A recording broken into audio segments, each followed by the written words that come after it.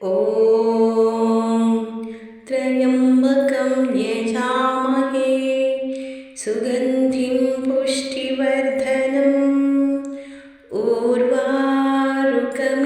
बन्धनान् मृत्योर्मोक्षीयमामृतात्.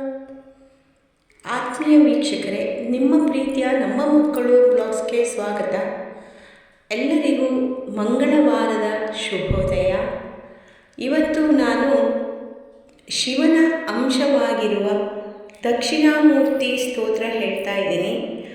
12 ನಾಮಗಳ ಒಂದು ಸ್ತೋತ್ರ.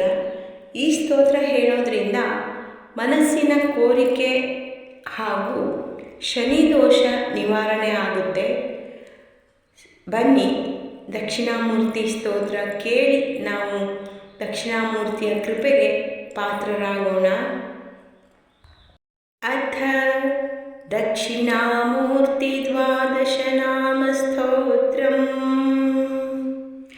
ಪ್ರಥಮಂ ದಕ್ಷಿಣಾಮೂರ್ತಿ, ದ್ವಿತೀಯಂ ಮುನಿಸೇವಿತಃ, ಬ್ರಹ್ಮರೂಪೀ ತೃತೀಯಂ ಚ, ಚತುರ್ಥಂ ತು ಗುರೋತ್ತಮಃ, ಪಂಚಮಂ ವಟಮೂಲಸ್ಥಃ, ಷಷ್ಠಂ ವೇದಪ್ರಿಯಸ್ತಥಾ, ಸಪ್ತಮಂ ತು ಮಹಾಯೋಗಿಃ, ಅಷ್ಟಮಂ ತ್ರಿಜಗದ್ಗುರುಃ, ನವಮಂ ಚ ವಿಶುದ್ಧಾತ್ಮಾ, ದಶಮಂ ಕಾಮಿತಾರ್ಥದಃ, ಏಕಾದಶಂ ಮಹಾತೇಜ, ದ್ವಾದಶಂ ಮೋಕ್ಷದಾಯಕಃ, ದ್ವಾದಶೈತಾನಿ ನಾಮಾನಿ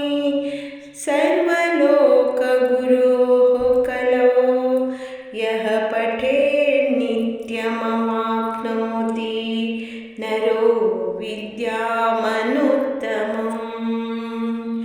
ಪ್ರಥಮಂ ದಕ್ಷಿಣಾಮೂರ್ತಿಃ, ದ್ವಿತೀಯಂ ಮುನಿಸೇವಿತಃ, ಬ್ರಹ್ಮರೂಪೀ ತೃತೀಯಂ ಚ, ಚತುರ್ಥಂ ತು ಗುರೋತ್ತಮಃ, ಪಂಚಮಂ ವಟಮೂಲಸ್ಥಃ, ಸಪ್ತಮಂ ತು ಮಹಾಯೋಗಿಃ, ಅಷ್ಟಮಂ ತ್ರಿಜಗದ್ಗುರುಃ, ನವಮಂ ಚ ವಿಶುದ್ಧಾತ್ಮಾ, ದಶಮಂ ಕಾಮಿತಾರ್ಥದಃ, ಏಕಾದಶಂ ಮಹಾತೇಜ, ದ್ವಾದಶಂ ಮೋಕ್ಷದಾಯಕಃ, ದ್ವಾದಶೈತಾನಿ ನಾಮಾನಿ ಸರ್ವಲೋಕಗುರೋಃ ಕಲೋ, ಯಃ ಪಠೇತ್ ನಿತ್ಯಮವಾಪ್ನೋತಿ